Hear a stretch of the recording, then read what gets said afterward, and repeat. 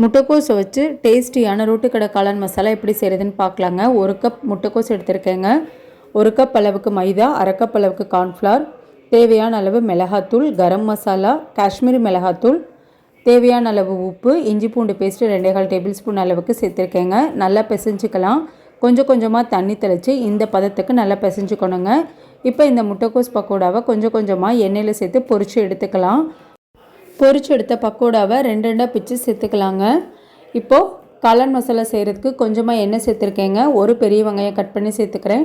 1/4 cup அளவுக்கு tomato sauce சேர்த்துக்கிறேங்க. 1/4 cup அளவுக்கு தண்ணி சேர்த்துட்டு ஒரு 2-3 நிமிஷம் நல்லா கொதி வந்ததுக்கப்புறம் மஞ்சத்தூள், மிளகாத்தூள், கரம் மசாலா, தேவையான அளவு உப்பு சேர்த்துட்டு நல்லா கலந்து விட்டுக்கலாங்க.